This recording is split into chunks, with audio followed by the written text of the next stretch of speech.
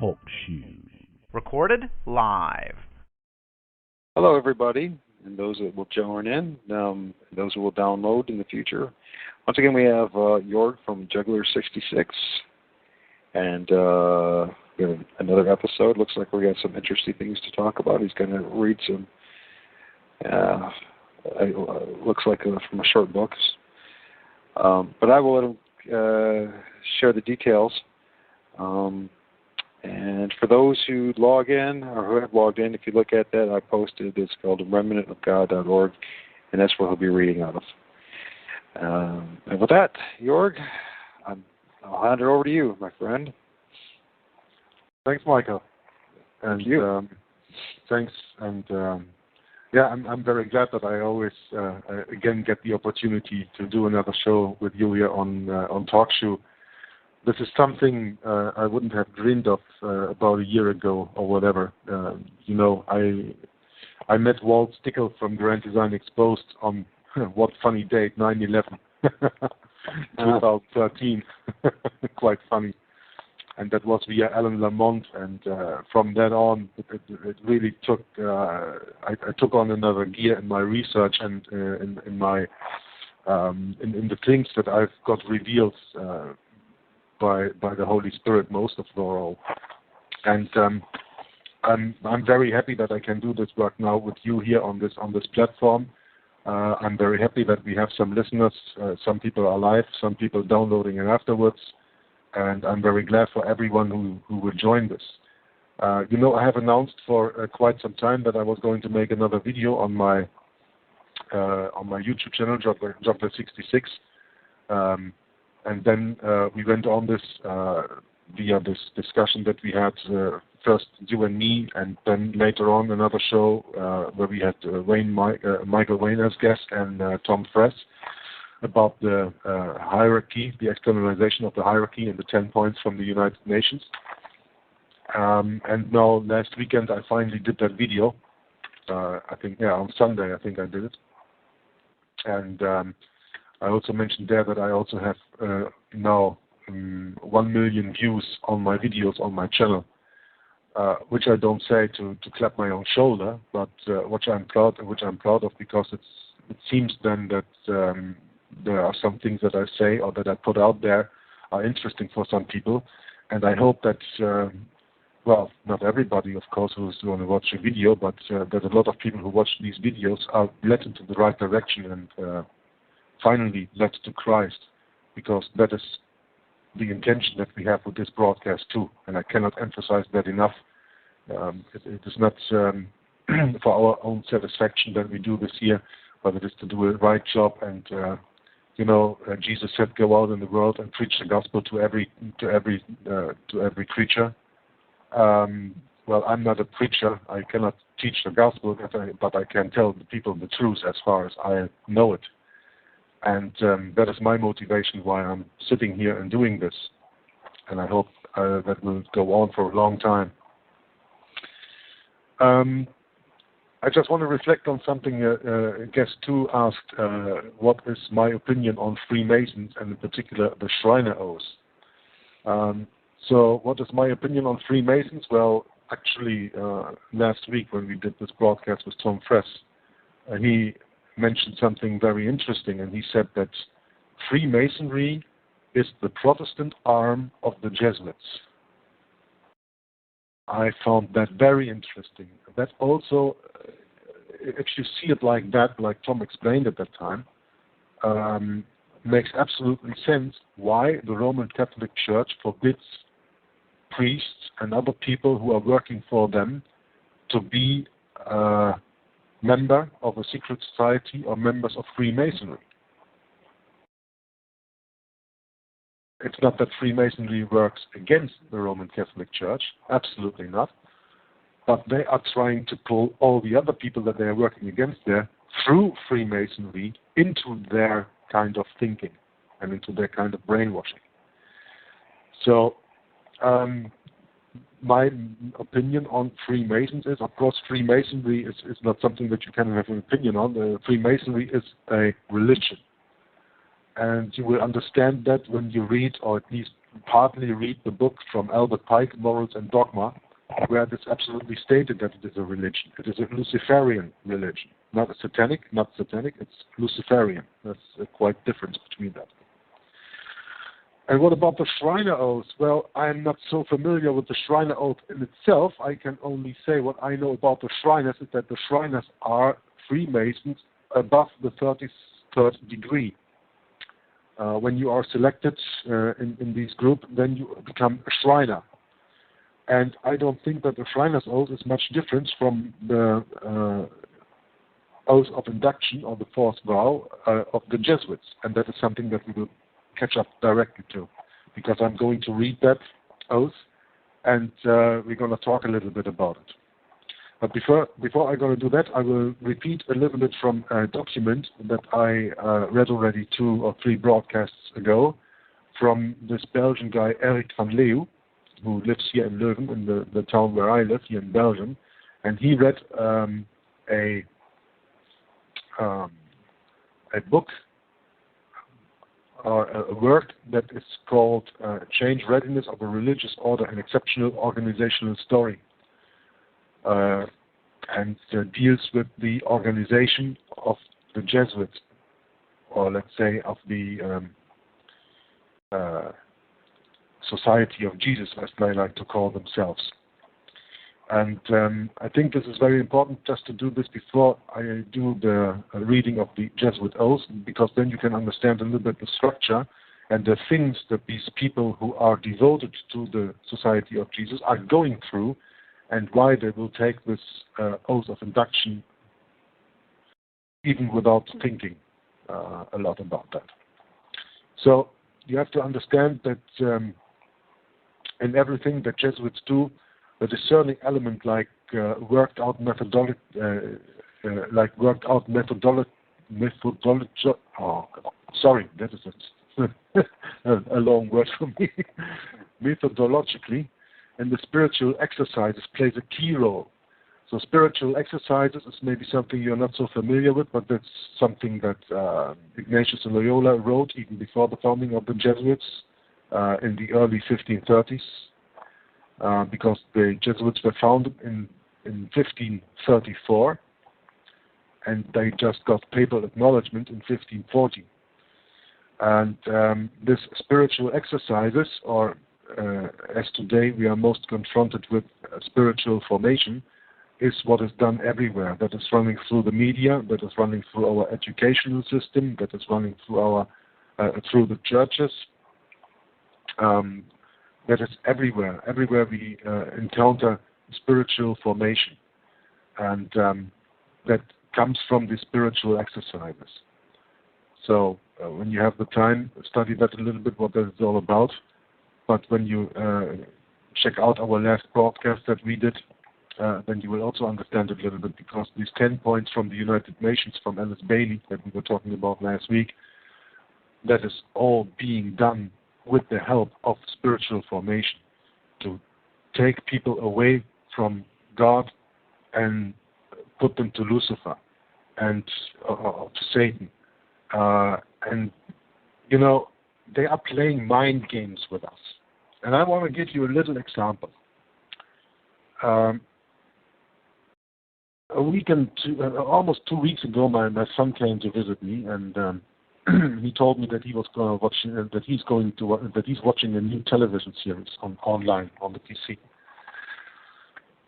And he said, "Do you want to see it?" I said, "Yeah, okay. Just give me the first episode, and we can look at that. Then at least I know what you're busy with."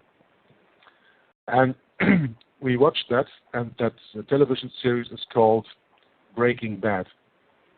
I don't know if anybody heard about that. It ran from 2008 until 2013.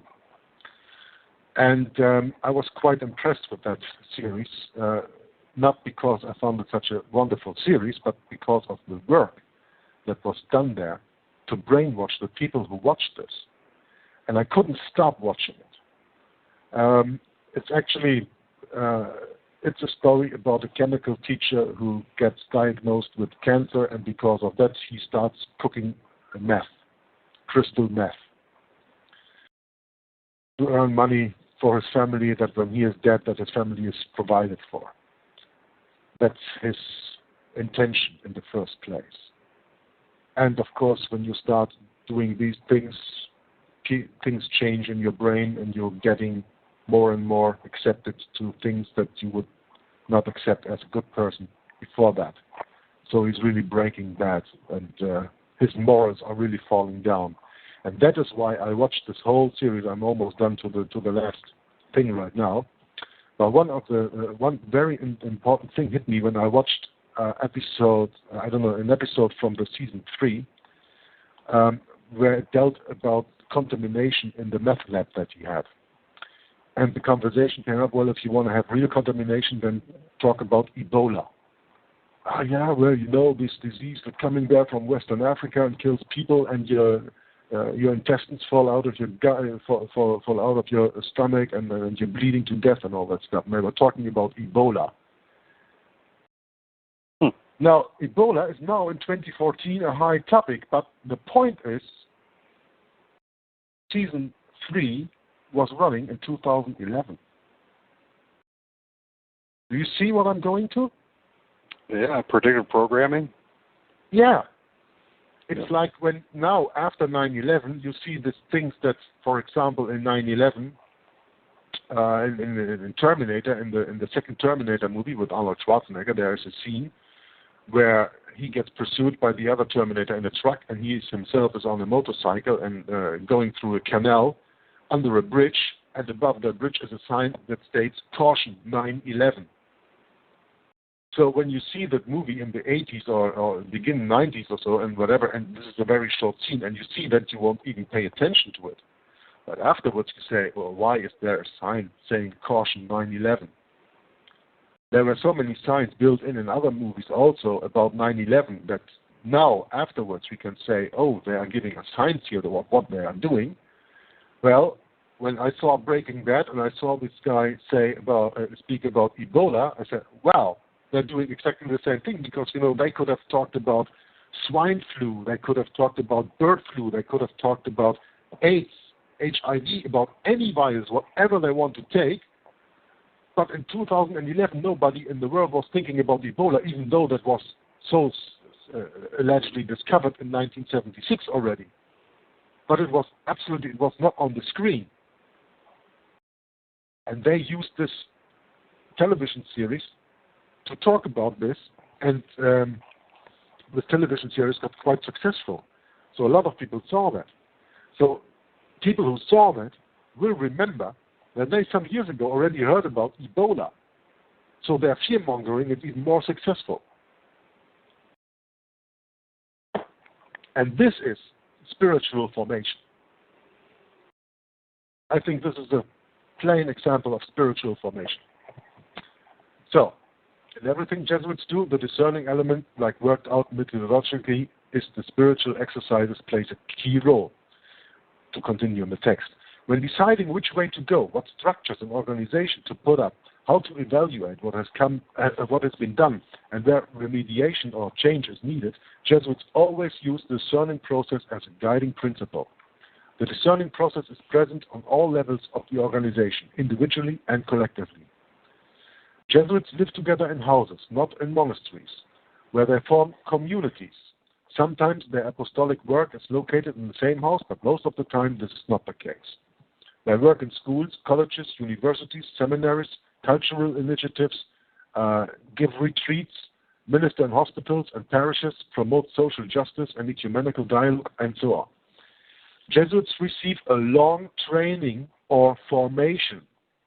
And here the word comes back, formation. Spiritual exercises, spiritual formation. That can take up to 20 years. And I'm going to tell you what the classical trajectory looks like, but it's very important to state at the beginning of this broadcast that you understand that when you are in this training or formation that can take up to 20 years, you are 20 years constantly being under spiritual formation. By meditation, by contemplative prayers, and all that stuff not to forget.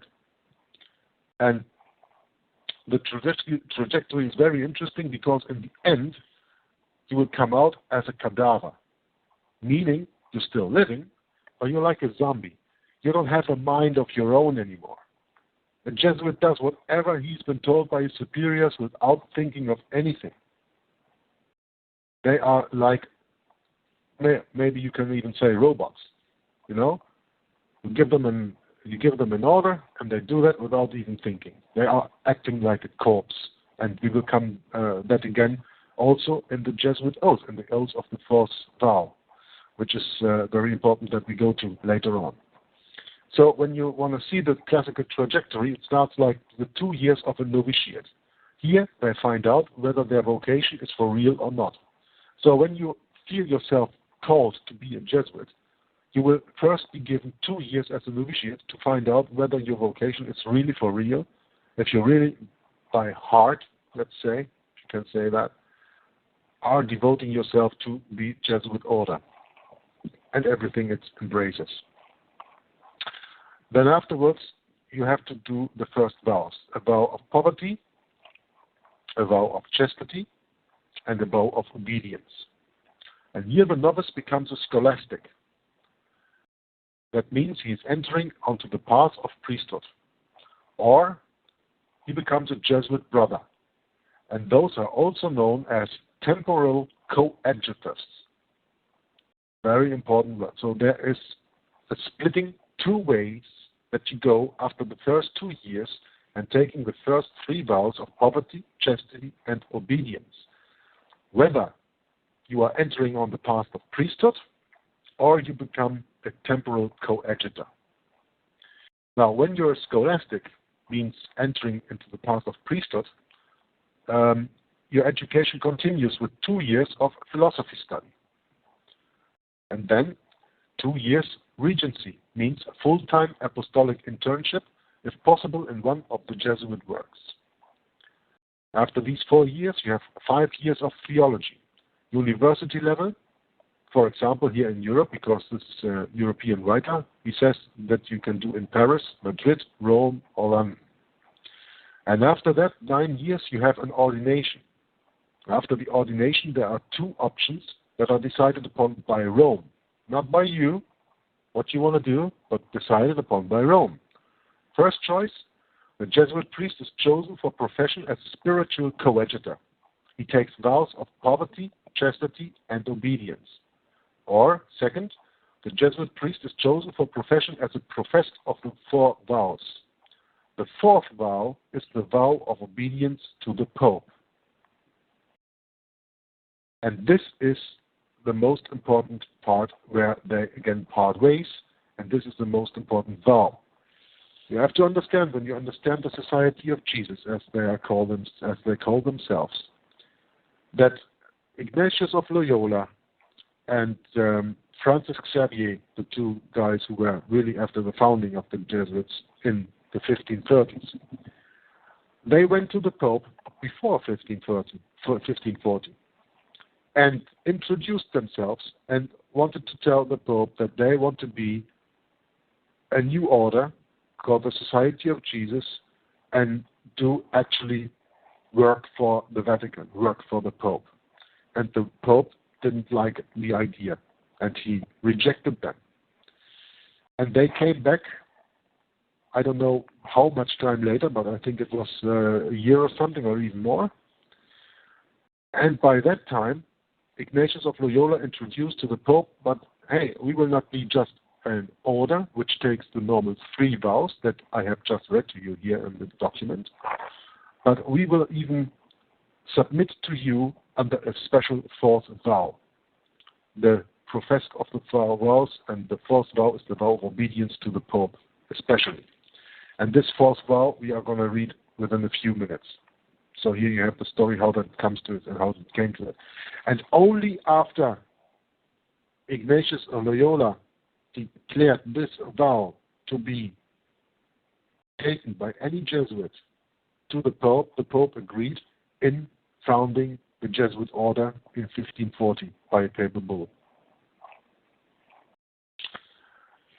So to go further with the education, you have then after that 5 to 6 years apostolic work or additional studies, 1 year tertianship, a 3rd year of novitiate, and after this year the Jesuit priest takes the final step by effectively taking vows of poverty, chastity, and obedience, and, if chosen for profession, as a professed of the 4 vows, obedience to the Pope. So an extra 4th vow, the same vow that I was just talking about. Then afterwards, the final vows, the General Superior invites the Jesuit to pronounce perpetual vows of poverty, chastity, obedience, and some are invited to also pronounce the 4th vow of obedience to the Pope. So I'm done reading this document right now, but I thought that would be interesting to repeat that a little bit from our last broadcast. And now, Michael, have you any questions on this, or shall I really continue now with the Jesuit oath already, with the vow of the induction, the 4th oath?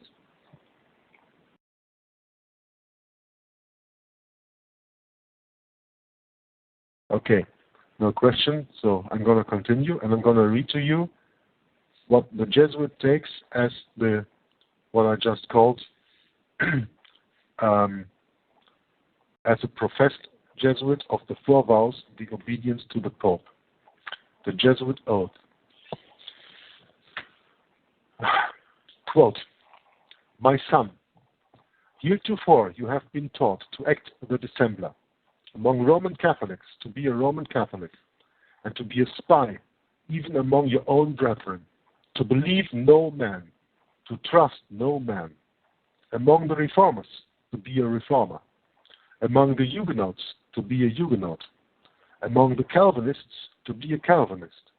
Among other Protestants, generally to be a Protestant, and obtaining their confidence, to seek even to preach from their pulpits, and to denounce with all the vehemence in your nature our holy religion and the Pope, and even to descend so low as to become a Jew among Jews, that you might be enabled to gather together all information for the benefit of your order as a faithful soldier of the Pope. You have been taught to plant insidiously the seeds of jealousy and hatred between communities, provinces, states that were at peace, and to incite them to deeds of blood, involving them in war with each other, and to create revolutions and civil wars in countries that were independent and prosperous, cultivating the arts and the sciences and enjoying the blessings of peace, to take sides with the combatants and to act secretly with your brother Jesuit, who might be engaged on the other side, but openly opposed to that which you might be connected, only that the Church might be the gainer in the end, and the conditions fixed in the treaties for peace, that the end justifies the means. You have been taught your duty as a spy to gather all statistics, facts, and information in your power from every source, to ingratiate yourself into the confidence of the family circle of Protestants and heretics, of every class and character, as well as that of the merchant, the banker, the lawyer, among the schools and universities, in parliaments and legislatures, and the judiciaries and councils of state, and to be all things to all men for the Pope's sake, whose servants we are unto death. You have received all your instructions heretofore as a novice, a neophyte, and have served as coadjutor, confessor, and priest, but you have not yet been invested with all that is necessary to command in the army of Loyola, in the service of the Pope. You must serve the proper time as the instrument and executioner as directed by your superiors. For none can command here who has not consecrated his labors with the blood of the heretic. For without the shedding of blood, no man can be saved. Therefore, to fit yourself for your work and make your own salvation sure, you will, in addition to your former oath of obedience to your order and allegiance to the Pope, repeat after me." End quote. Michael, I'm going to stop reading here for a moment so that we can together discuss a little bit of the things that I just went through. Is that okay for you? It's fine. Yeah? Because I think some things need a little bit more explaining, you know.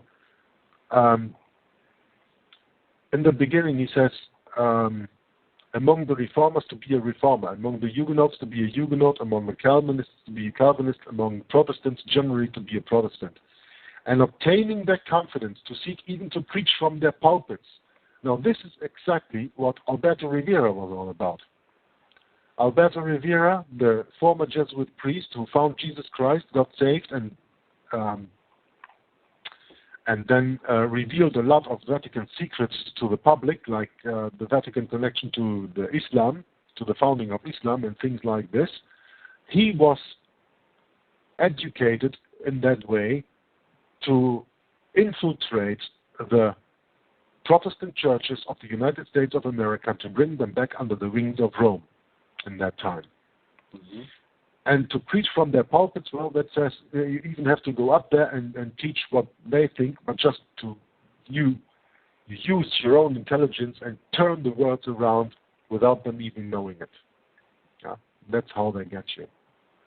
And to denounce with all vehemence in your nature our holy religion and the Pope, and even to descend so low as to become a Jew among Jews. Well, this is a very interesting part of the Jesuit oath, because there are so many people, even today, that say the Jesuits are Jews. Well, there was a time that Jews were forbidden in the army of the Jesuits, but I don't know the exact date anymore. But we read that some weeks ago in our broadcast here. That was also in the text from this Belgian Jesuit that I just read from. There's somewhere it stood in at what time that law was taken away. But to say that the Jews are running the Jesuits is very wrong. But to understand this false vow and then to see that the Gentiles who are in this Jesuit organization even descend so low to become a Jew among Jews, well, that explains a lot. That people just say they are Jews and they are not. And I think you had a broadcast some time ago where you spoke about these Ashkenazi Jews and all this stuff. Oh, yes. Yeah? Just recently, Sunday. Yeah, so you dealt a little bit with it. So why don't you give me your opinion on this? Well, the Jesuits infiltrated the Jews, the Jewish movement, via the Ashkenazi Jews. Ashkenazi Jews are not biological Jews. There's two, like as you brought up, there's two types of Jews. There's those that are very few that remain. About 3% of all that call themselves Jews are actually biological Jews. The rest of them, the 97%, are actually just religious-based Jews. You know, they joined the religion. What the Jesuits have done, and all major religions, is they've infiltrated them, and they've taken over the leadership. And so whether it's what we call the Zionists or we call Israeli Jews in Israel, the Jesuits actually are running the show there. And that's well documented and established. There's enough evidence to support that claim. All you have to do is just do a little bit of research. And that, yeah, so what we're looking at in Israel is another one of the Jesuits' machinations. I think it's important for people to understand, first of all, who the Jesuits are, and we were talking about that right now, but who they are today. They have completely and utterly taken over the Roman Catholic Church, particularly the hierarchy. And ever since 1798, with the fall of the papacy, they have taken over the role of control and running the papacy and the hierarchy of the Roman Catholic Church. And in the process, then rein in all the other churches. They've taken over the hierarchy of all the major Protestant religions, the major Jewish religions, the major Islamic religions. And one of the tools they've used to do that is through Freemasonry and the Shriners that we talked about earlier. So, so the point that this is the thing is that there are men out there claiming to be Jews that are playing the role of being Jews, who first allegiance is actually to Rome, the papacy, Roman Catholicism. And we have to understand that. So that's not to say that everybody who's Jew, obviously, is a Jesuit or a Freemason or a Zionist. There's an awful lot of Jewish folks who are totally against the Zionist state of Israel, who recognize what it really is, what it's all about. So I don't know if that helped at all. I could go into more detail, but if you want to learn more about it, folks, you go back to Sunday's show, or, I think the show is called Should We Support the Zionist State of Israel, or the State of Israel? And you can look into that. Plus, I posted on there at ChristianityBeliefs.org, End Time Deception. If you look under there, this gentleman has done a masterful job of articles explaining in more detail the whole charade that's over there. And, as folks who are believers in Christ, we should also have a lot of sympathy for those first of all, the true Jews that are out there that are being exploited, those that think that they're doing God's will by perpetuating this atrocity that's going on in the Middle East. We need to pray for them that they may come to the realization of what's happening to them, because no good's going to happen. And in the end, part of the goal, if you look at Albert Pike, Morals of Dogma, along with others, and their research, who are in an inside crowd, if you will, the goal of this third world war that they're creating is to actually get rid of, annihilate the majority of the Jews, along with most people, Bible-believing Christians, a whole lot of Muslims, and if it costs, billions of people's lives to do it, they're going to do it. So there's a reason is because they want to create this one world religion, a Luciferian religion, where everybody will bow down and worship the image of the Antichrist, if you will, or and more in particular, Satan or Lucifer. So, and I don't know. That's about all I'm going to say about that for now. So,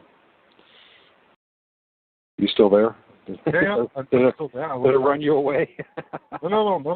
I was listening, and I was seeing if I could look up a webpage that I've looked at this afternoon when I was preparing for our broadcast right now, and that had to deal with something in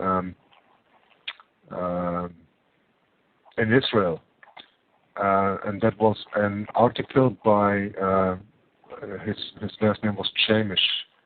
Chamish. Yeah. He's done a lot of. He has his own show and has written books and all that kind of stuff. On First Amendment Radio, right?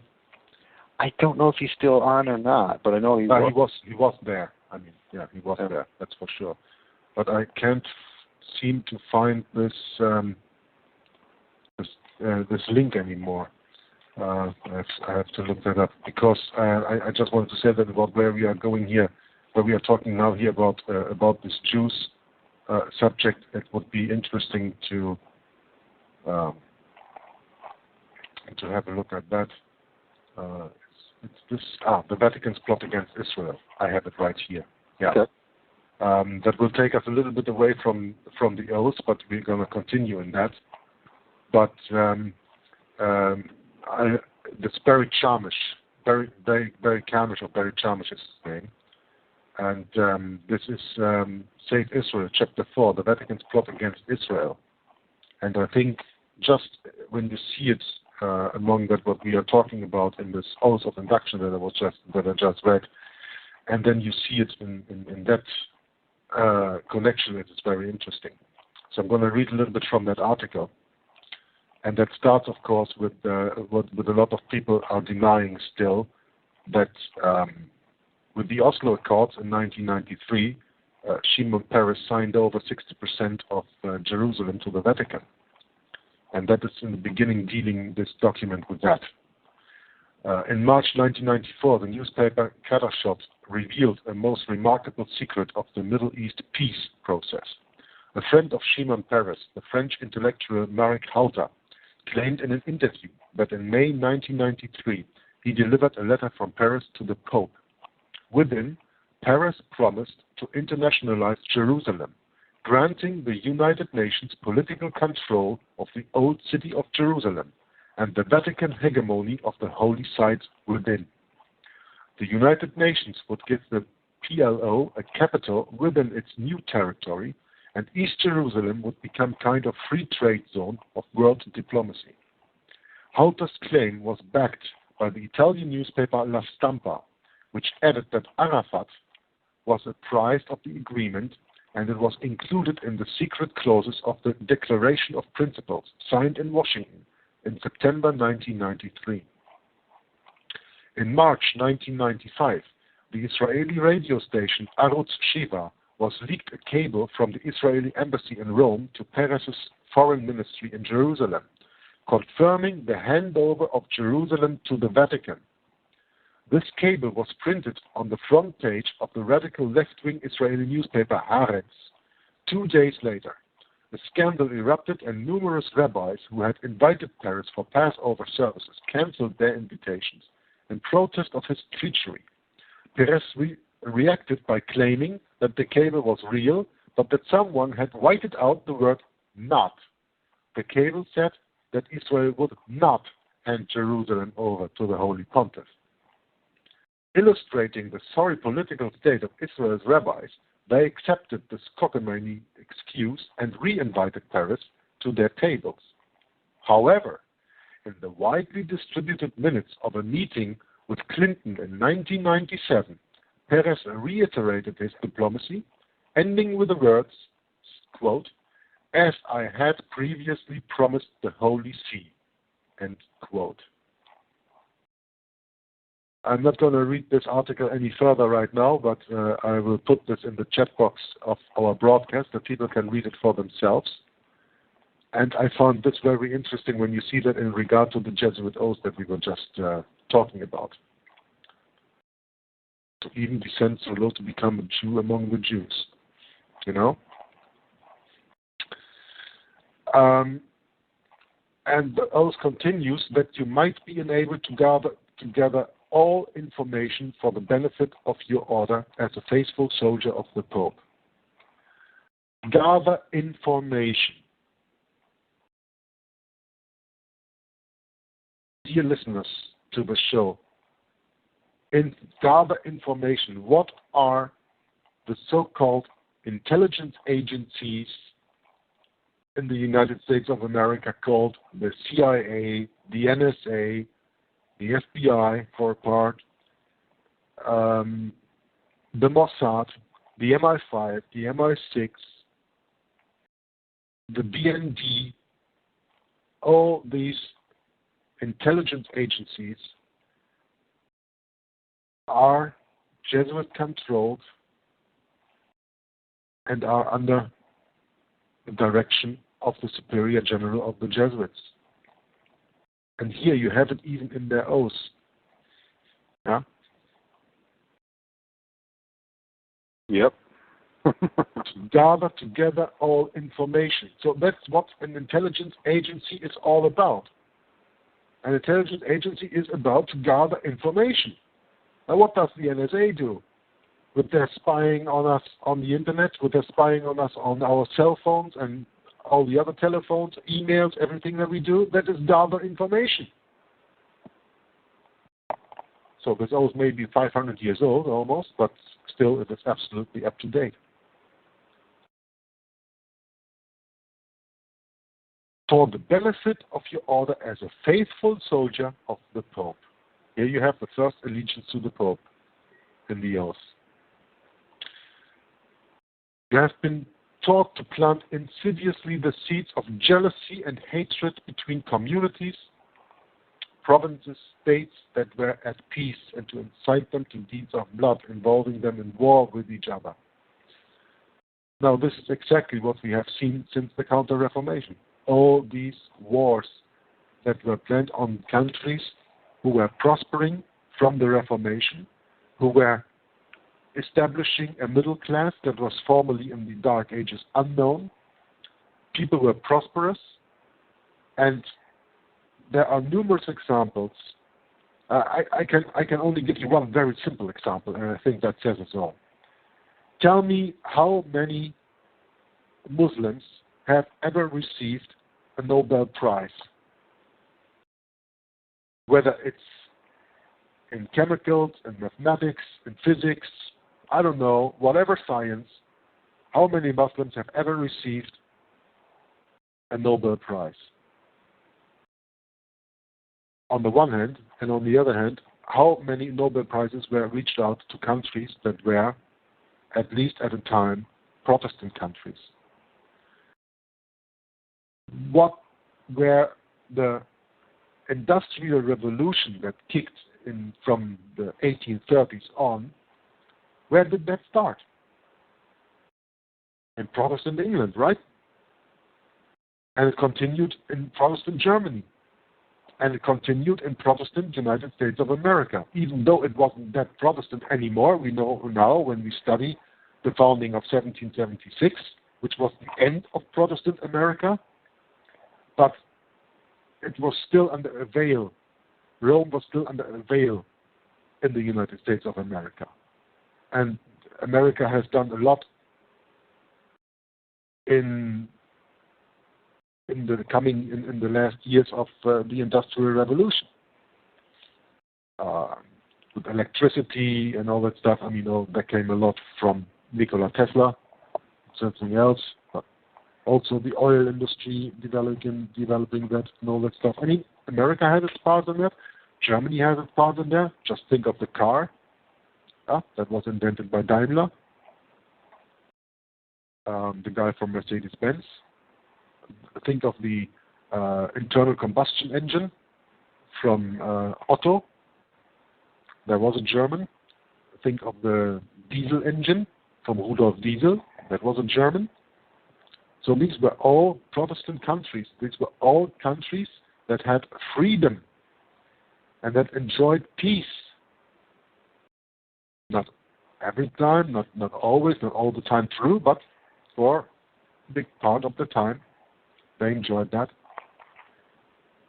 And I don't know many Muslims who have a Nobel Prize or invented anything of interest.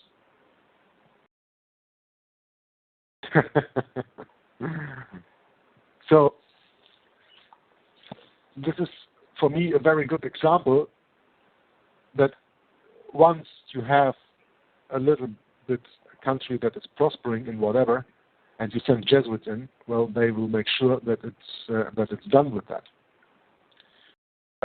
And that is, of course, because they hide all the important technology. There's so much technology hidden from us, I can't even sum it up right now.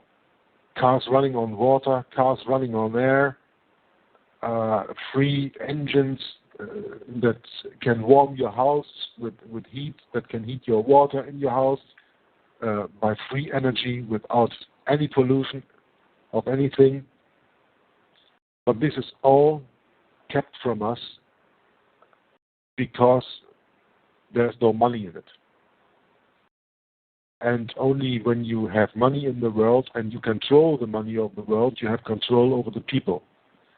And when you control the money and you control the food chain and you control the politics, well, then there's nothing else for you as an individual to control over, is there? And then you will enjoy the Dark Ages. And that's what the rule of the Pope is all about. Well, Yeah. The food chain, and let's don't forget that they also, in the history, in the past, the air. Even in England and in Western Europe, there are examples of the past, going back 300 years and prior, where they literally tax people for breathing the air. Having the right to breathe air. Mm. And makes you wonder, with all the geo and engineering going on and all that, how much of that will be part of the whole scenario. Well, if we go further in these oaths, we come to the part where it says, act secretly with your brother Jesuit who might be engaged on the other side. When you follow a little bit of world politics, this is just the point that it's all about, you know. Putin is controlled by the Jesuits. Obama is controlled by the Jesuits. Assad is controlled by the Jesuits. Netanyahu is controlled by the Jesuits. Right. When they play in the media an argument or whatever, it's just the puppets hanging on the string saying the things that they have to say, but the puppet master behind them is always a Jesuit. And one is maybe engaged on the other side. It doesn't matter. Everybody has his agenda, but ultimately it leads all to that when one actor is controlled by a Jesuit and the other actor is controlled by the Jesuits, the only connection they have is they're both connected by Jesuits. And Jesuits always work for only one goal. And that is only that the church might be the gainer in the end. And that the end justifies the means, as stated in the oath here. So when you read something, and this is especially for listeners here in Europe, and you think, oh yeah, they are going so much against Russia right now, and with this Ukraine stuff, and oh, they always put Russia as the bad guy, blah, blah, blah, blah, blah, and that's not true. Wake up. Russia plays the bad guy because it's told to play the bad guy, and it's going to play the good guy when it's told to be the good guy, or China, or whatever. They are all Jesuit controlled. It's all just a theater. And, I mean, it just comes into my mind. I don't know if you know. Have you ever heard of the allegory of the cave, Michael? Of course. From Plato? Oh, yeah. Yeah. Oh, man, this is some interesting stuff. And if you have never heard of the allegory of the cave, maybe we can go in a broadcast in that one time. I think it'd be a very good broadcast to read it and discuss it, because that's what we're all dealing with, especially a gentleman like yourself and I and others who wake up and then try to warn everyone else. But who has not heard of it yet, for who has not heard of it yet, I will provide the link in the chat box of our broadcast here. And then you can read it for yourself, Plato's Cave. And that is a very interesting subject that we should really turn to one time. And, I mean, okay, you can read this Jesuit oath and you can actually go on it for hours and hours and hours, you know, because it goes so deep. It has so much meanings. And it tells you so many things. Oh, yeah. Once you understand the oath, then you go. A perfect example, folks, would be then study what's going on in Ferguson, and you're going to find out the Jesuits are behind the whole thing. George read earlier how they foment revolutions and pitting groups of people against each other. Well, that's what they're doing in Ferguson. So. Absolutely. Ferguson is for them just another playground, like you had New Orleans after Katrina. Yeah. That was the first time that they tried to go into the houses and take the guns of the American citizens. Yeah, that's a issue. That's a big motive, but it's deeper than that. You got to understand, St. Louis is a just like Brooklyn, or excuse me, Baltimore, or Washington D.C. There are certain cities in this country that are enclaves for the Jesuits, and St. Louis is. And then it goes back to Albert Pike, and then you go to Father de Smet, who was located in St. Louis, And there's been all sorts of problems in this country stemming out of that city. In particular, it's Jefferson City, which is right next to it, or suburb of St. Louis. And it just go into all this, the details. It would be a whole show in itself, but just needless to say, there is a logical reason why it's coming out of St. Louis. And in order to know what that logical reason is, you have to study the Jesuits and their influence in this country and their role in St. Louis. And I mean, for Father DeSmit, it was a central location. He was able to communicate with Albert Pike, the founders of the Mormon faith, so that they can move out west and settle the West. And it goes on and on and on. So, but we'll go back. I'm sorry, I started to digress a little bit. But no problem. I'm just reading here. Guest 2 says that he's watching Breaking Bad from the starting pilot season 1. There was one thing that I missed to say. I told you about this Ebola stuff, right? And how they work the spiritual formation. But they're even worse.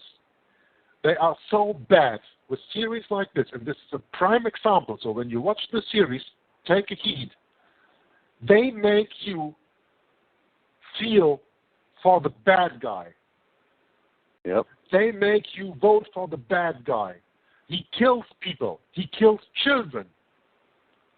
And they make you feel sorry for him and feel with him. And you want him to survive. That's what they do. When you watch the series, it comes so blatantly. And that is exactly what the Jesuits do. When my superior tells me black is white and white is black, that's the way it is. And we will come to that a little bit further here in this oath. You will accept good for bad and bad for good. They turn the values around. They turn the moral around. Now, when you, I'm not better than you all listeners here, but I am aware of these politics. And that's when I watched this series that I was aware of it. I only stood there in awe how they succeeded into pulling you into this and voting for the bad guy.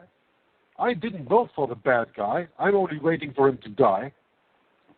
But the point is, they turn it around that way that you really are feeling for him. When actually you should say, oh my God, what a bad man. Why doesn't this come to an end? Well, it reminds me of the song Sympathy for the Devil, and how they create this sympathy for their satanic agenda. Yeah, absolutely. And if you realize, once again, the Jesuits, it's annoying as all get out when you realize that they really are under every rock, and their involvement in the drug trade. And I think this is just a prime example of spiritual formation. Absolutely. How you can turn the minds of people around. When you look at another television series, Desperate Housewives. You know that one? Yeah, justifying and that's exactly the celebrating same thing. adultery. They put sexy women in there and do a little bit of show around that, and then it all turns into something dark. There is killing involved, poisoning, any kind of death involved in this Desperate Housewives. I watched this series also. And that is exactly the same thing. You start to vote for the bad guys because, okay, he killed that guy, but he had a reason. And that's the way they do this insidiously in their work, in your subconscious.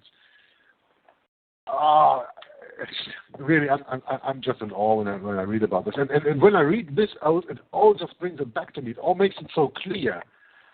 And it all makes it so clear why, how they take us away from our God, how they take us away from Jesus and from the truth and from reading the Bible and studying the Bible and from just loving my neighbor as much as I love myself. Yeah. And when you understand that millions and millions of people are watching the series that I just spoke about and all the other series, and I haven't even started of Hollywood movies because that's just the same. I mean, when you watch the Stallone movie in the 80s, Rambo, First Blood, I think it is called. Who wasn't on the side of Rambo when he killed all the guys? Sure. And it's the same brainwashing there, and they use it still today. And now you have to understand that, I mean, Michael and I, we maybe have a little bit of the advantage of being a little bit older than 20 years already right now, but when you are, like my son, 22, and have been growing up with all this blasphemy and false morals and dogmas and lies, and then you don't see through it. Then you just don't see through it. I have tried to awaken my son many a times. I have given up. I have tried many a times, but I didn't succeed because he is so brainwashed into this spiritual formation that he just don't see it. Yeah, which goes back to guest 2, you know, hopefully you're not serious. You're not going to waste your time watching this episodes or this show. It's not going to do anything. It's not going to redeem you, anything redeeming, and it won't. No. You will not learn anything great about life. I'm sorry. No, he's not going to learn anything great about life, but maybe he sees the way that the Jesuits are working through mind control by doing these series and can teach other people from the lessons he learned from that. So, you know, I will not advise not to watch it, but I will advise to watch it with an open eye. You can find that plenty of examples where you don't have to waste a whole bunch of time of your life, your precious time in this life, with all the different videos and the internet. No, that's right. But, you know, when still you want to watch that, then still watch it with an open mind and see the deception behind that. Yeah. And when you see that, then you have at least something learned from it. And that is the most important part. I mean, when they show you the evil and you can learn something from it, you can identify the evil in it afterwards, then you have learned. Yes, but you shouldn't have to watch the whole series to figure that one out. No, you don't have to watch it. You should be able to watch one show episode and start figuring it out. Yeah, I mean, I those two particular Desperate Housewives and Breaking Bad, I just found unpalatable. I just would watch a little bit of it and I just like, this is pure evil. And this is before I was even surrendered to the Lord and even believed. I mean, I was just a worldly man that was just, you know, living my own life and doing my own thing. But I would watch that and I go, my goodness, they're celebrating some guy who's a drug dealer killing people. You know, it's half demon possessed. And then you got the Desperate Housewives, and what they do, they're fornicating and committing adultery and glorifying it. And they got these women that look like total bimbos. And I'm thinking to myself, we are whacked. We are just one of the most whacked out societies that's ever been created. And, you know, it talks about in the Bible, too. It talks about the sorcery in the end days and Revelations and how they would use sorcery to gain their great wealth. And that's what all that is, folks. It's all sorcery to mess with your minds, to corrupt you, and to keep you from studying the truth, reading the Bible, and figuring out what really is going on. And it just plays with our lusts, and it's deliberately there to not to educate you, but to dumb you down. So if you want to waste your life watching the whole series, go for it. Knock it out. Knock yourself out. But I wouldn't. I don't recommend it myself. Oh, that's okay. Okay, I'm continuing in the oath here. All right. Next very interesting part is to ingratiate yourself into the confidence of the family circle of Protestants. The family circle. And what we were talking about when we were talking about this document from Alice Bailey, the externalization of the hierarchy, that was that one of their goals is to break up the family circle. So, integrate yourself in the family circle, then you can break it up. You do that with the merchant, the banker, the lawyer, among schools and universities, and that's where you find all the Jesuits, of course, in parliaments and legislatures and the judiciaries and Council of State. and to be all things to all men for the Pope's sake, whose servants we are unto death. You don't even need to read any further in these oaths to understand what it's all about. For the Pope's sake, whose servants we are unto death. It says it all, doesn't it? Mm-hmm. But now you have to understand, this is just for the starting. So this would be when he takes the fourth vow after this first 10 years that I just read. When you have this ordination, the Jesuit priest is chosen for profession as a professor of the vow of the four vows. The fourth vow is the vow of obedience to the Pope. Then he is giving this oath. And the oath that we are reading right now is going to continue, because it says in the end here, therefore, to fit yourself for your work and make your own salvation sure, you will, in addition to your former oath of obedience to your order and allegiance to the Pope, repeat after me. And then comes the second part of the oath, and this is the most important part of the oath. So this first part, the special obedience of the Pope, is something they say already before that. And now comes the most important part of this Jesuit oath of the fourth part. And I'm going to read the text right now, and we can analyze it afterwards, if it's all right with you, Michael. I try to read it in one part, okay? Quote, I, and now the name of the Jesuits, now in presence of Almighty God, the Blessed Virgin Mary, the Blessed Saint John the Baptist, the Holy Apostles, Saint Peter and Saint Paul, and all the saints, sacred host of heaven, and to you, my ghostly father, the Superior General of the Society of Jesus, founded by Saint Ignatius Loyola in the pontification of Paul III, and continued to the present, do by the womb of the Virgin, the matrix of God, and the rod of Jesus Christ, declare and swear that His Holiness, the Pope, is Christ's vice-regent and is the true and only head of the Catholic or Universal Church throughout the earth, and that by the virtue of the keys of binding and loosing given to His Holiness by my Savior Jesus Christ, He hath power to depose heretical kings, princes. I left a line there, right? I sprang a line there. Catholic or Universal Church throughout the earth, and that by the virtue of the keys of binding and loosing given to His Holiness by my Savior Jesus Christ, He has power to depose heretical kings, princes, states, commonwealths, and governments, and they may be safely destroyed. Therefore, to the utmost of my power, I will defend this doctrine and His Holiness's right and custom against all usurpers of the heretical or Protestant authority whatever, especially the Lutheran Church of Germany, Holland, Denmark, Sweden, and Norway, and the now pretended authority and churches of England and Scotland, and the branches of some now established in Ireland and on the continent of America and elsewhere, and all adherents in regard that they may usurp and heretical, opposing the Sacred Mother Church of Rome. I do now denounce and disown any allegiance as due to any heretical king, prince, or state, named Protestant or liberal, or obedience to any of their laws, magistrates, or officers. I do further declare the doctrine of the churches of England and Scotland, of the Calvinists, Huguenots, and others of the name of Protestants or Masons to be damnable, and they themselves be damned who will not forsake the same.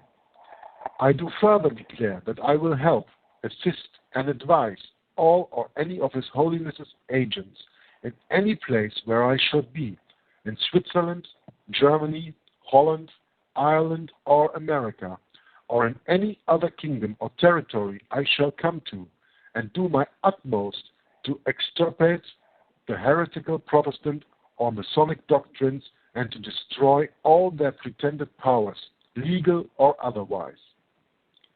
I do further promise and declare that, notwithstanding I am dispensed with to assume any religion heretical for the propagation of the Mother's Church interest, to keep secret and private all her agents' counsels from time to time, as they entrust me, and not to divulge directly or indirectly by word, writing, or circumstances whatever, but to execute all that should be proposed, given in charge, or discovered unto me by you, my ghostly father, or any of his sacred or of this sacred order. I do further promise and declare that I will have no opinion or will of my own, or any mental reservation whatever, even as a corpse or cadaver, perinde ac cadaver, but will unhesitatingly obey each and every command that I may receive from my superiors in the militia of the Pope and of Jesus Christ. That I will go to any part of the world, whithersoever I may be sent, to the frozen regions north, jungles of India, to the centers of civilization of Europe, or to the wild haunts of the barbarous savages of America, without murmuring or repining, and will be submissive in all things, whatsoever is communicated to me. I do further promise and declare that I will, when opportunity presents, make and wage relentless war, secretly and openly, against all heretics, Protestants, and Masons, as I am directed to do, to extirpate them from the face of the whole earth. Hey, hold on a second.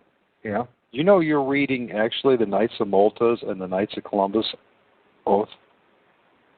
They're all just the same? No, they're not. The reason I can tell is because you're bringing up this is the unique difference. They all serve the same master. The unique difference in their oath is that the Knights of Malta and the Knights of Columbus swear an oath to tackle or take over the Masons. Read that again, what you said about about the Masons. Yeah. Secretly and openly against all heretics, Protestants, and Masons, as I am directed to do, to extirpate them from the face of the whole earth. And now in a Jesuit, actual official Jesuits oath, it only pertains to the quote-unquote Jesuits. It actually says that to secretly or openly against all heretics, Protestants, and liberals. So just to let you know the difference. And there is it's a slight difference, but it's an important difference. Because with the Knights of Malta and the Knights of Columbus, they were specifically designed to usurp and take over the Masons. They control the Masons. Then it goes from there to the Jesuits, to the Jesuit generals. So my point is that there is two separate oaths. The Knights of Columbus are just another arm of the Knights of Malta, right? No, actually, they're two separate military orders. Yeah, but the Knights of Columbus are inferior to the Knights of Malta. I read that today somewhere even. So that's why I know that. Well, the Knights of Columbus. And the point about the Masons you do is right, but I have read several of these oaths already, and now that you say it with the Masons, normally it reads like the liberals. Right. But the source that I took this oath from reading from is from Alan Lamont's blogspot. So the thing is, he normally is very, very, very, very sure about the things that he prints in there. But I maybe should have taken it from our friend Nicholas. Right. It's not really that picky. I'm not being picky either, because now we talked about the Masons and the different oaths of the Knights of Columbus and Knights of Malta, but then liberals, and defining what they mean by liberals, because it's not just atheist or free-thinking people. Guess who else is involved in that group of liberals? I know. That is that's the Catholic Church in this country and in other countries where they diminish the Pope and they don't believe everything that he says. If you're a Catholic and you do not believe everything that the papacy or the Pope says, you're considered a liberal. So. Yeah, with the Masons, you're right, but that's okay. I'm just going to change. I'm going to read it now from Nicholas' side, and there's the right one with the liberals, I see. So I just repeat the last part. I'm not trying to correct you. I'm just no. But you're right. But you're right. I also know that with the liberals, but I haven't read this one before, and I thought normally, Alan Lamont is very correct with the things that he puts out there. So that on his side, I thought I'd just put the oaths from there. Normally, I read the oaths from Presence of God Ministry, and I'm going to keep reading from there. Just say one more thing. Those who are listening, and those who will listen, focus heavily on this next paragraph, because this paragraph is devastating and explains a lot of what's going on now. Yeah, and you have to keep in mind, Pope Francis took this oath. I know. Yes. I just big smile on just what I'm reading right now, so I'm going to continue now, okay? I furthermore promise and declare that I will, when opportunity presents, make and wage relentless war, secretly or openly, against all heretics, Protestants and liberals, as I am directed to do, to extirpate and exterminate them from the face of the whole earth, and that I will spare neither age, sex, or condition, and that I will hang, waste, boil, flay, strangle, and bury alive these infamous heretics, rip up the stomachs and wombs of their women, and crush their infants' heads against the walls, in order to annihilate forever their execrable race. That, when the same cannot be done openly, I will secretly use the poisoned cup, the strangulating cord, the steel of the poniard, or the leaden bullet, regardless of the honor, rank, dignity, or authority of the person or persons, whatever may be their condition in life, either public or private, as I at any time may be directed to do so by any agent of the Pope or superior of the Brotherhood of the Holy Face of the Society of Jesus. In confirmation of which I hereby dedicate my life, my soul, and all my corporal powers, and with this dagger which I now receive, I will subscribe my name written in my own blood, in testimony thereof, and should I prove false or weaken in my determination, may my brethren and fellow soldiers of the militia of the Pope cut off my hands and my feet, and my throat from ear to ear, my belly opened and sulphur burned therein, with all the punishment that can be inflicted upon me on earth, and my soul be tortured by demons in an eternal hell forever. All of which I, name, do swear by the Blessed Trinity and the Blessed Sacraments, which I am now received to perform, and on my part to keep inviolable, and do call all the heavenly and glorious host of heaven to witness the Blessed Sacrament of the Eucharist, and witness the same further with my name written and with the point of this dagger dripped in my own blood and sealed in the face of this holy covenant. End of the quote. Now he receives the waiver from the superior and writes his name with the point of his dagger dipped in his own blood taken from over his heart. So I'm going to stop right here. It's going on, but we're going to continue later on, but now we have a little bit to analyze, I think. So first of all, Michael, thanks for interrupting me with the Masons. I also thought when I read that, I said, I don't know this text with the Masons. I knew that with the liberals. Right. So thank you for pointing that mistake out to me. But, that can happen. Oh, yeah. There's one thing in the beginning, almost in the beginning of this oath that I found very interesting of what I read right now. And that is something I have to look for now. It dealt about the Norse. That would be the chapter previous. No, the chapter where we just were here. Therefore, the utmost of my power I will defend this doctrine of His Holiness, right and custom against all serpents of the heretic and Protestant authority, whatever, especially in the Lutheran of Germany, Holland, Denmark, Sweden, Norway, and the now pretended authority of the churches of England and Scotland, branches of Ireland and the continent of America and elsewhere. where does that lead to? That is the northern part of this earth, right? Or, well, we would call a Western civilization, or the Western Roman Empire, Western Europe, and North America. Well, okay, but it is left out Greece, Italy, Spain, Portugal. It says especially Germany, Holland, Denmark, Sweden, Norway, Oh, yeah, all Protestant England, countries. Scotland, and North America. So this is the north. All Protestant countries is what he's talking Not about. only that, but when Satan was cast out of heaven, he wanted to make himself exalt above the throne of the north. Oh, that's interesting. Yeah, interesting point. Yeah, okay. That's the one. That's the connection I just see here. You know, Mm-hmm. it is said about that God is sitting in the north. So why is the Protestant movement or the Reformation movement have been in the north? There had to be a reason about that.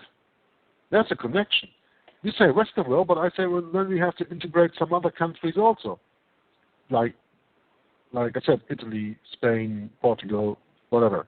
Well, France. all those countries mentioned were all movers and shakers of the Protestant movement. Yes, but they were also. And they rebelled during, or not rebelled, but they part of the Reformation. They broke away.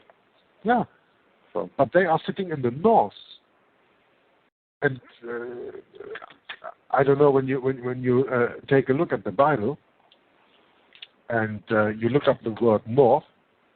I don't know how many times that will appear there. Well, I can have a look, of course, and that will be, yeah, quite quite a lot. But I do remember that about Lucifer. It was saying that he will exalt himself above the throne of the north, if I'm not mistaken. Well, yeah, it's a very good insight, and there's some validity in what you're saying, because if you really start studying the Bible, connecting the dots with history and what they're really talking about, a lot of folks have a hard time accepting this, but I'm getting to the understanding that it's profoundly. I have it here. It's about the Romans. It's about the Roman Empire that we all live in. Sorry to interrupt, but it's in Isaiah 14:13. For thou hast said in thine heart, I will ascend into heaven. I will exalt my throne above the stars of God. I will sit also upon the mount of the congregation in the sides of the north. Huh? And that is what Lucifer said. In Isaiah 14, verse 13. In the sides of the north. So, what are you specifically trying to suggest? Well, that apparently the north of the world, of the northern part of the world, plays an important role in the Bible. Yeah. Well, where is the dragon's seat? Where did Italy, yeah? In the Vatican, huh? Where's that? That's the northern hemisphere. Yeah, you're absolutely right. Yeah, that's the northern hemisphere, but Italy was not one of the countries that was mentioned there already. So I just say I'm going to make this connection to the northern there. I just found that an interesting point to read. Well, if you look at that, just go back to what you're saying here, to reaffirm what you're saying. If you look at the northern hemisphere, particular Western Europe, Eurasia, this is where all this comes from. This, we talk about this satanic system, whether it's the Society of Jesuits or Jesus, or as one of my friends calls them, the Society of Satan. If you look at the whole history, this whole satanic system does come from that region. So, Rome ruled that whole region. Prior to the Reformation and after. So. Yeah, that's fine. It's so. it makes a lot of sense to me, and what you're suggesting, and that I think what you're suggesting. Maybe you're thinking that there's another place outside of Rome where Satan dwells, the Vatican City. I mean, I don't know. A lot of folks feel that the dragon, his lair is actually there in the Vatican City itself. So, who knows? Maybe I absolutely agree. But when he states in Isaiah, it is in verse 13, "How art thou fallen from heaven, O Lucifer, son of the morning? How art thou cut down to the ground, which didst weaken the nations?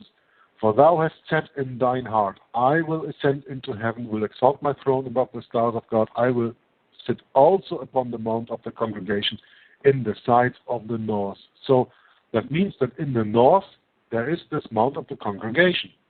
Yeah, that's in the north. That is not Italy then. But it's not. When you say mount, you got to understand that mount. It doesn't mean a mountain. It's a group of people. It's a group. It's a gathering. And we are talking about heaven and not on earth, right? Right. But we're talking about the sides of the north. I only find it very interesting that he will be there in the north, and that then in the north you have this Protestant Reformation. Right.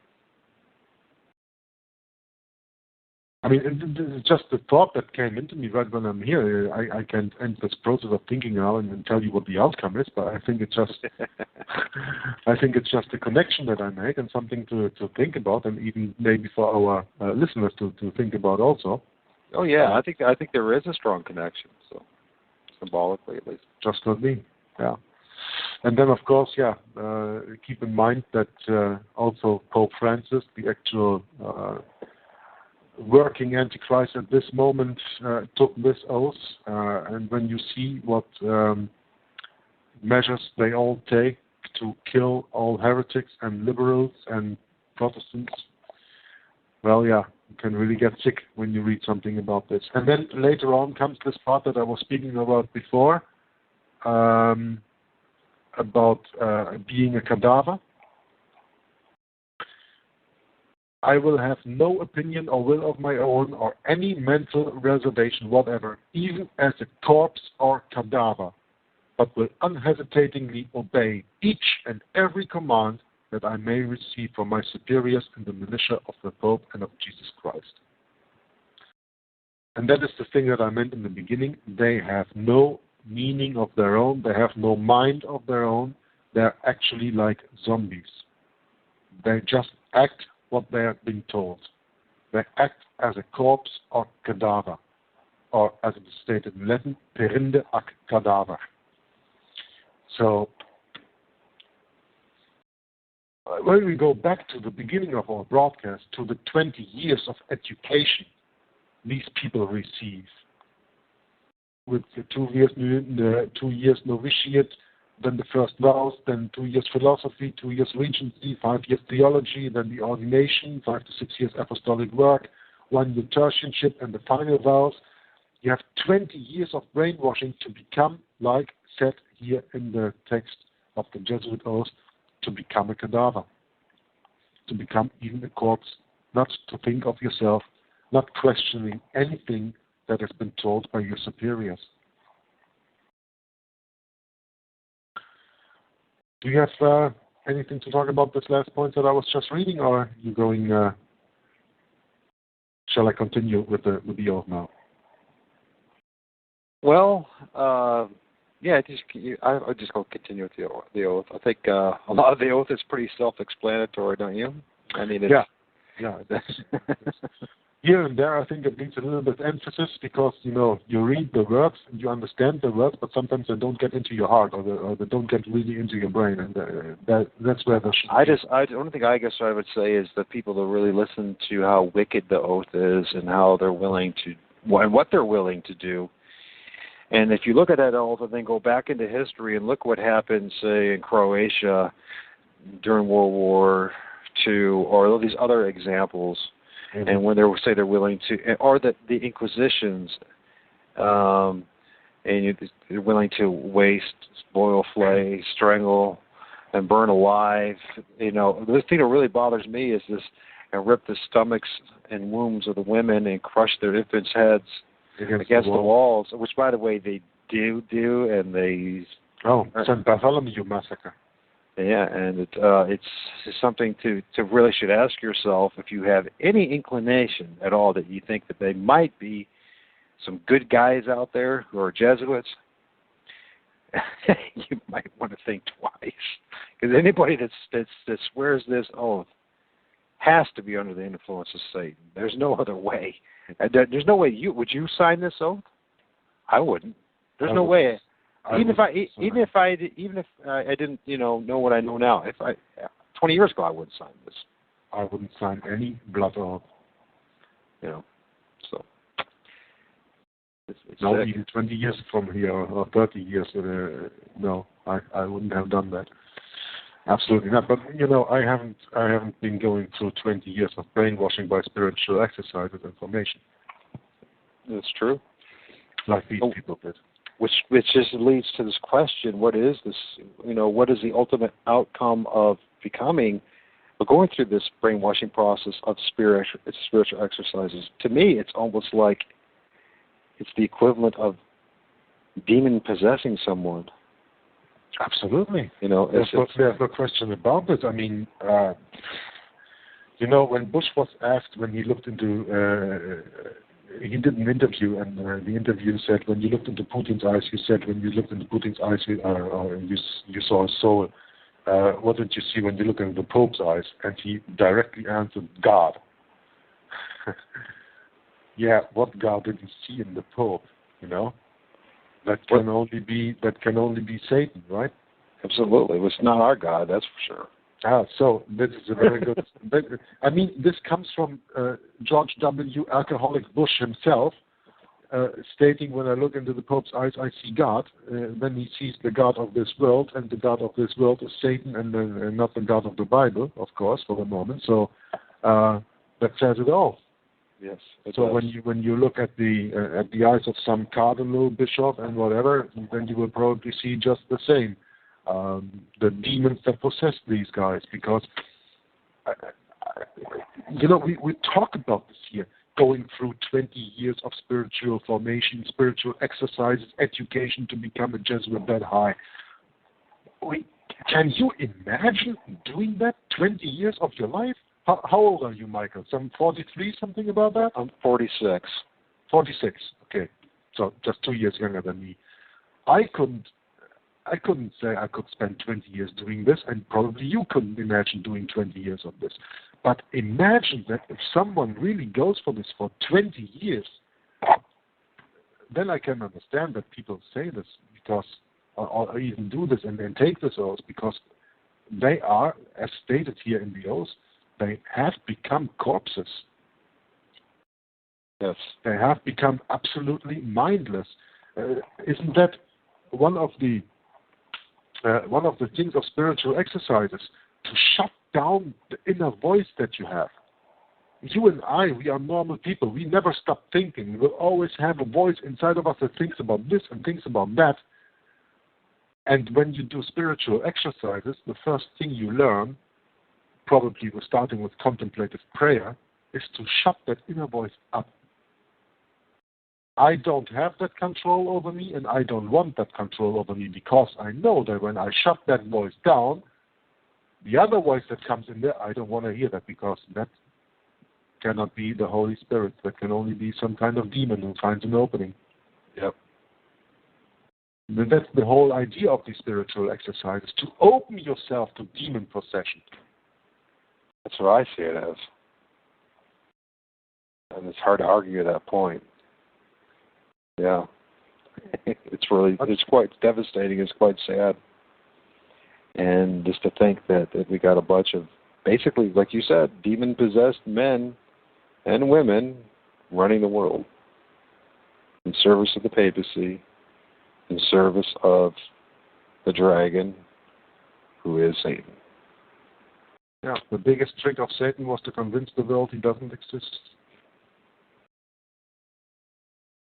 Yep. Okay. Something else, or shall I continue? You can continue. Okay, I continue. Now, I said he receives the waiver from superior and writes his name with the points of his dagger dipped in his own blood, taken from his word. Now the superior speaks. Quote, "You will now rise to your feet, and I will instruct you in the catechism necessary to make yourself known to any member of the Society of Jesus belonging to this rank. In the first place, you, as a brother Jesuit, will with another mutually make the ordinary sign of the cross, as an ordinary Roman Catholic would. Then one cross his wrists, the palms of his hands open, and the other in answer crosses his feet, one above the other. The first points with forefinger of the right hand to the center of the palm of the left. The other with the forefinger of the left hand points to the center of the palm of the right. The first then with his right hand makes a circle around his head, touching it. The other then with the forefinger of left his hand touches the left side of his body just below his heart. The first then with his right hand draws it across the throat of the other. And hey, other, Jorg, yeah. I hate to interrupt you, but you're kind of breaking in and out. Are you on a headset? Yeah. Okay, is it someone is it losing his juice? No, it's USB connected, and I'm holding the cable that it doesn't make some noise. Okay. Where should I start again? I don't know. You don't need to start again, but I just would be. I don't know if you can hear which is happening. It's kind of like coming in and out. And still, or is it not better? It's not any better. So it just started happening after this last conversation we had. Guess what? Do you have any suggestions? What it might be? Well, I don't know. Am I still good to listen to, or shall we otherwise break the call and you can call me back in? Well, let's do that since I don't. If the guests are still listening, if you just hold on, Yeah. I'm going to have Jorg hang up, and then I'm going to call him back on Skype and see if that helps. So, okay. Because this is an important message, and I don't want it to be all fuzzy and have you do it twice. You know what I mean? So, okay, hang up, and I'll call you back. Okay. Okay. All right, here we go. Hopefully, this is the answer.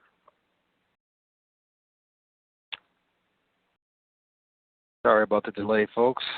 This sometimes happens, as you know, with Skype.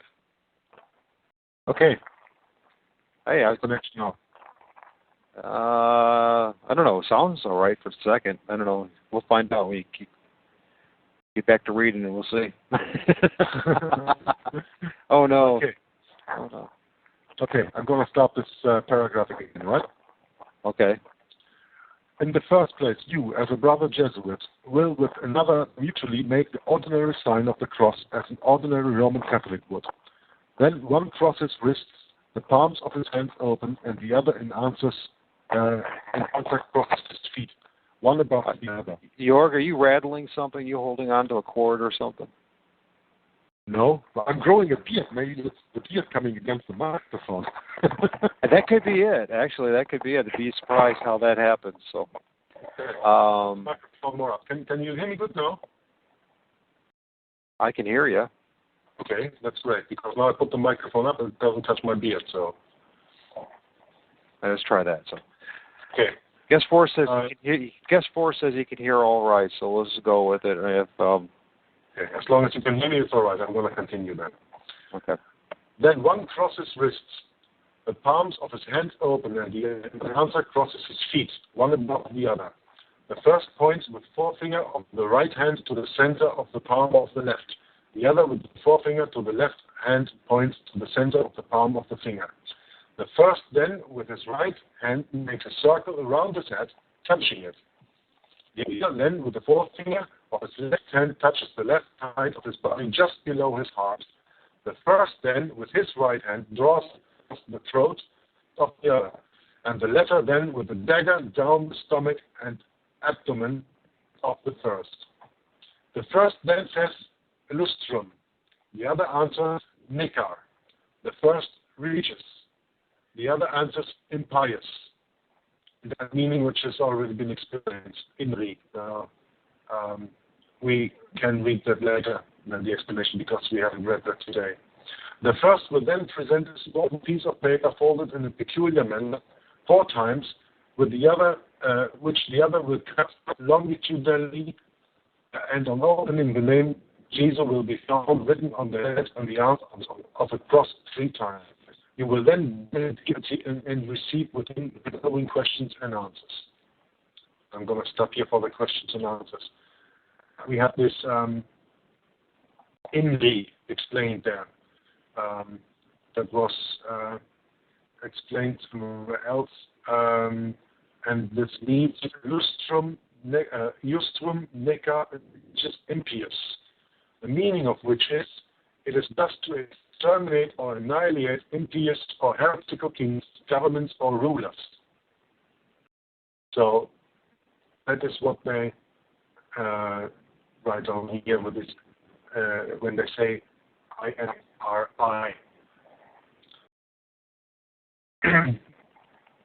So I hope the sound is all right. Then we're going to continue the last part of this oath, and that is just questions and answers. The question is posed by the superior, and the answer is given by the Jesuit who is taking the oath. From whither do you come? The Holy Faith. Whom to the earth? The Holy Father of Rome, the Pope, and the Roman Catholic Church universal throughout the world. Who commands you? The successor of Saint Ignatius Loyola, the founder of the Society of Jesus or the Soldiers of Jesus Christ. Who received you? A venerable man in white hair. How? With a naked dagger, I kneeling upon the cross beneath the belt of the Pope and of our sacred order. Did you take an oath? I did, to destroy heretics and their governments and rulers, and to spare neither age, sex, nor condition. To be as a corpse without any opinion or will of my own, but to implicitly obey my superiors in all things without hesitation or murmuring. Will you do that? Will. How do you travel? The bark of Peter the Fisherman. Whither do you travel? To the 4 quarters of the globe. For what purpose? To obey the orders of my general and superior and execute the will of the Pope and faithfully fulfill the conditions of my oath. Superior, go ye then into all the world and take possession of all lands in the name of the Pope. He who will not accept him as the vicar of Jesus and as vice regent on earth, let him be accursed and exterminated. End quote reading.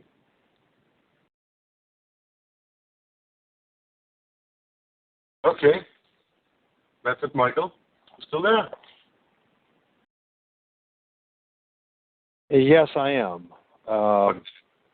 It's apparently, everyone else says it sounds good. It just must be on my end. It's all gurgling. So, but as far as comment goes about the questions, I mean, you know, who do you serve? Question 1, right?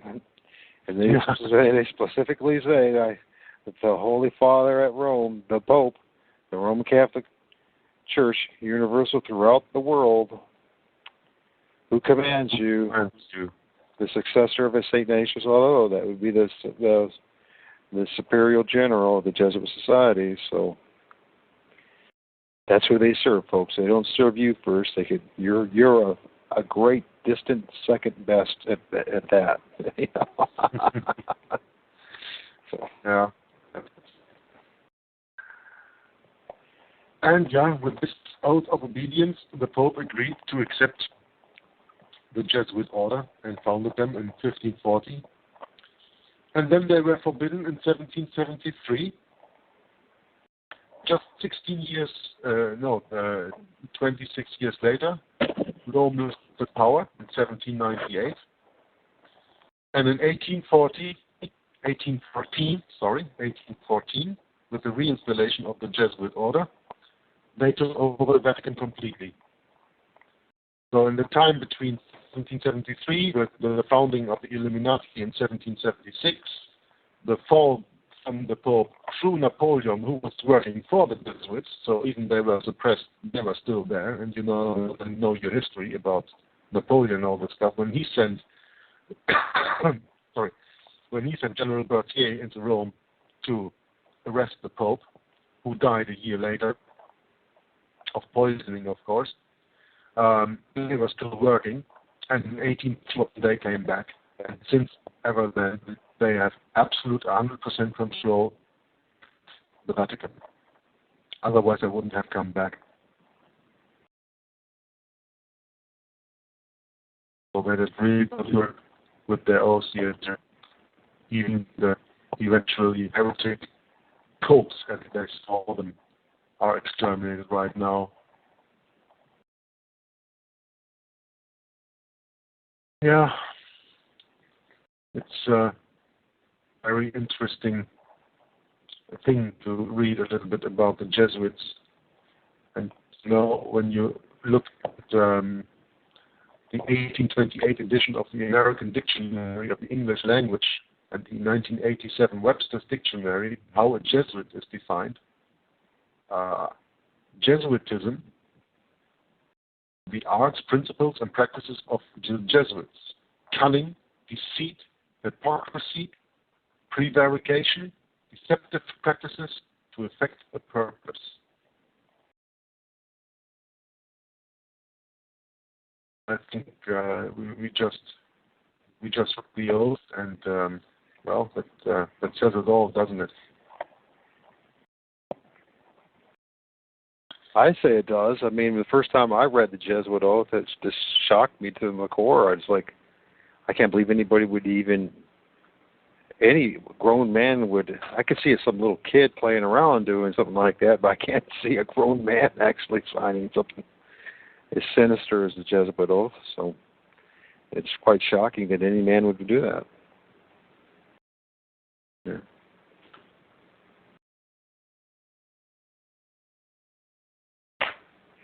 It's, you know, it certainly changes the game when you read that oath.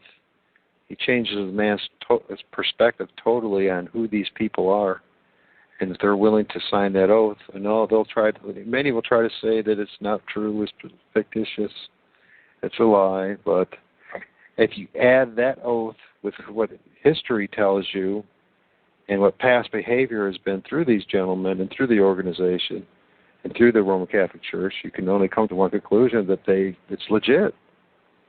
Absolutely. They can only deny that when you have not studied the subject, when you have not studied real history. When you are ignorant to those facts, then you can always deny that. Yeah. Right. Then you will also deny that there are no Freemasons, and that there's no secret societies, and that there are absolutely no conspiracies, and there never were. Right. Even though almost every movie coming out of Hollywood is dealing with what? Conspiracy, right? Oh yeah. What's a conspiracy? Two or more people conspiring together against something else, against any other, maybe any other person, any other society, any other organization, or whatever. The world is full of conspiracies. But of course, they use 9/11 to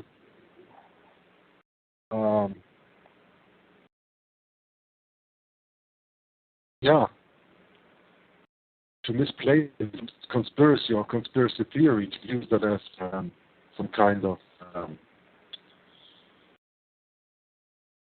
how to say that, curse word or whatever for someone. Oh, you're a conspiracy theorist. Blah, blah, blah, blah, blah.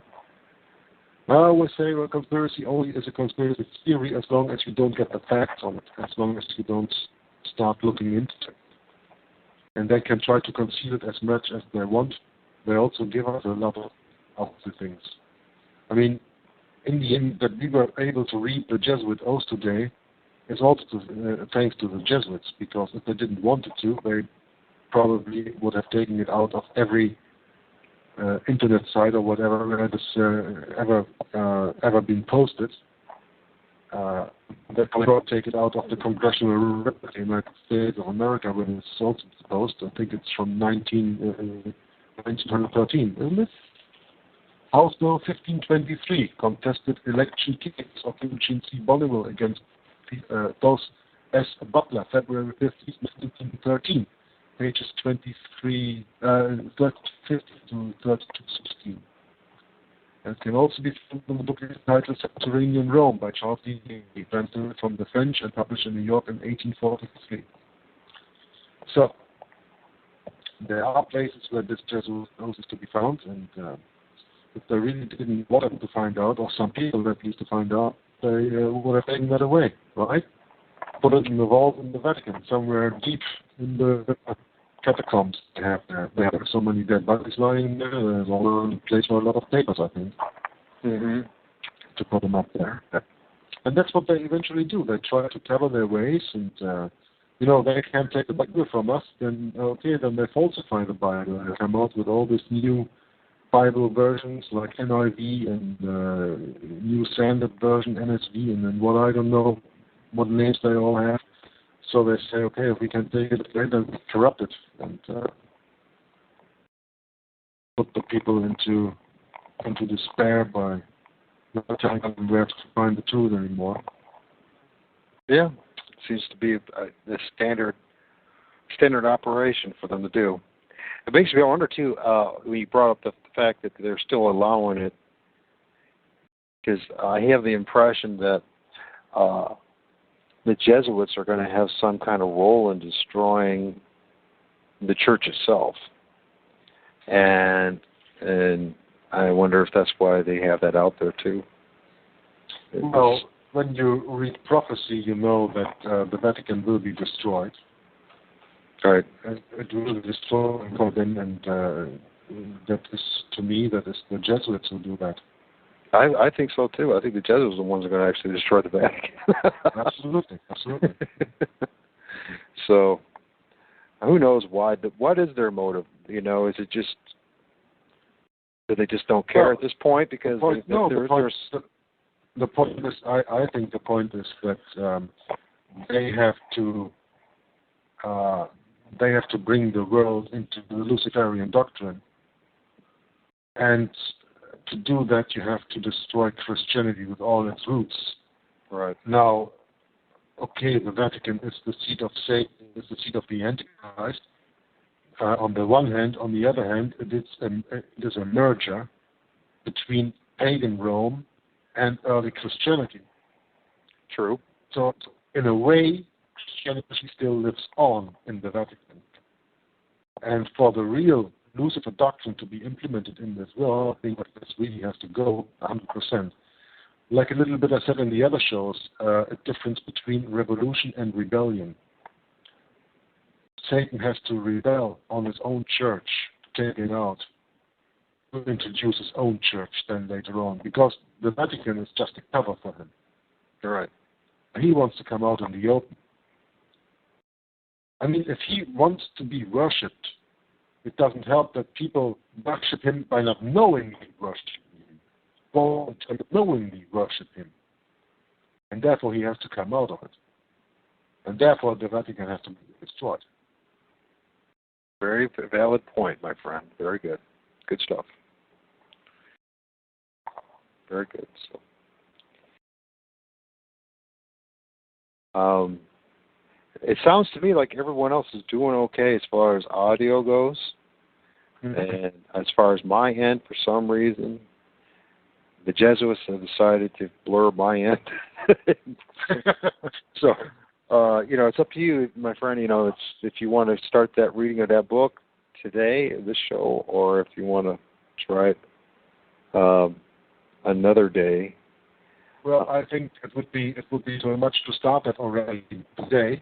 But I want to give a little introduction into that, and then we're going to do that from the next broadcast on, if that's okay with you. That's fine. Yeah? I'm not trying to shut you down or anything. I'm just saying. No. Absolutely, I understand. But we are almost on for 2 hours, and I think that's fine enough to have a broadcast for 2 hours. We don't have to always go 3 and 3.5 like we did the last times. No, actually, this topic should be enough for people to digest. Yes. Anybody who hears this Jesuit oath really needs to spend some time stepping back and saying, asking some fundamental questions like, what kind of person would sign this oath? Is this legit? What kind of person would sign this oath? Should I be in any way affiliated with people who do sign this oath? There's important questions to be asked because. Well, let me say there's one thing that is maybe a little bit of importance. We should give the people the links that we read this oath from. That is on the website www.remnantofgod.org.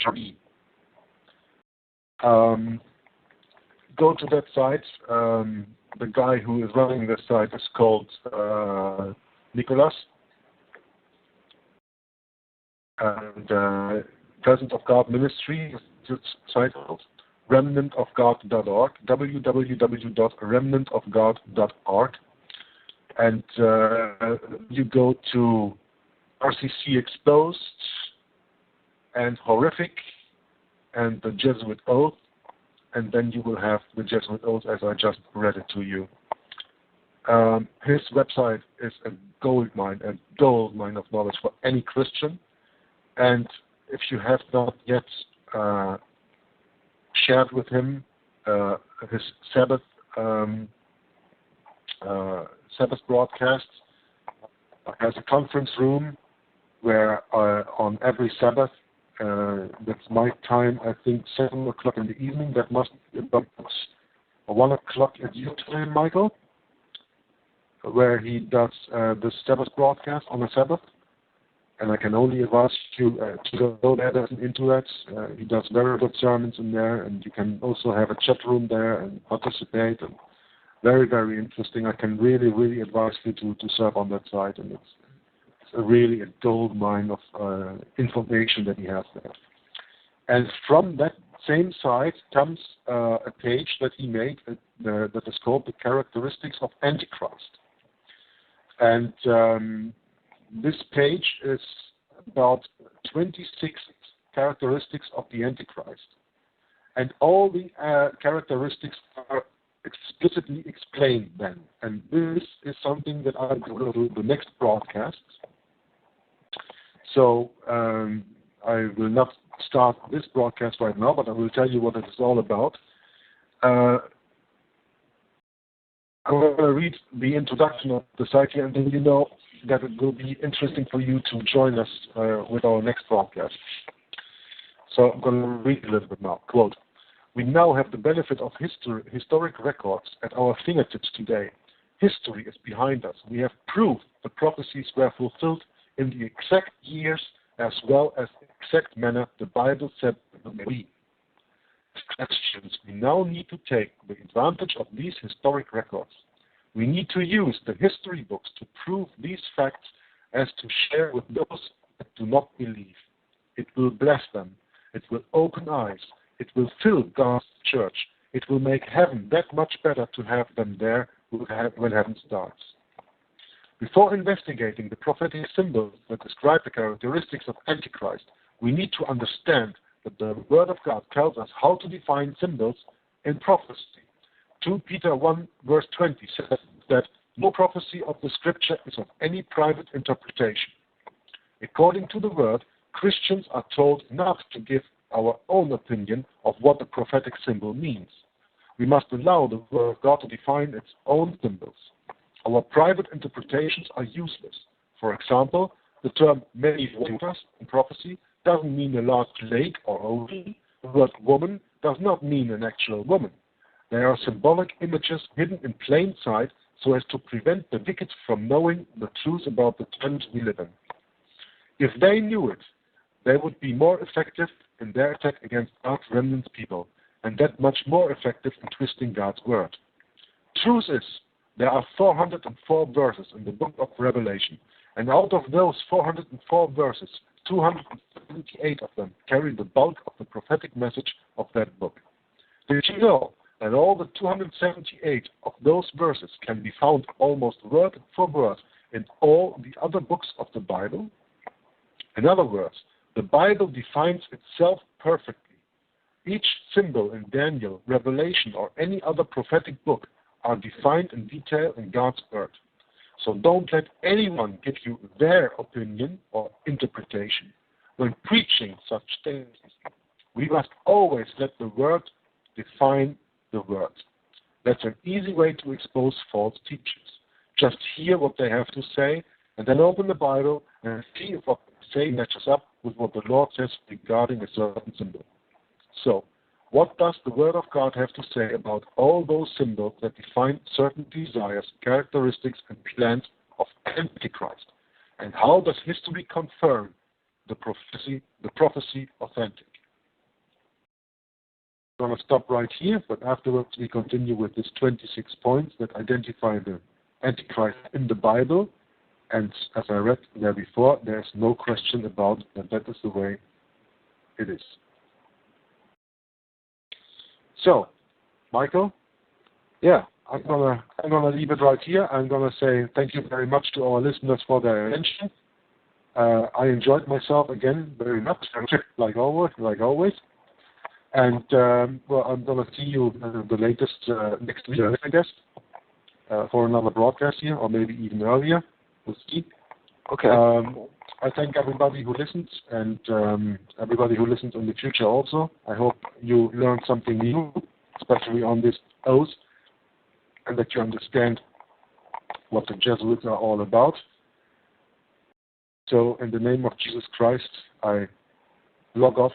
Thank you very much, and thank my Heavenly Father for giving me the opportunity to come on here. I wish you all the best, and God bless. Bye-bye. Thank you, Jörg. And yeah, folks, go check out all the previous shows of yours as well. It's becoming quite popular as far as downloads go. Quite a few people are downloading your shows. So, and it's always a pleasure, my friend. Thank you. And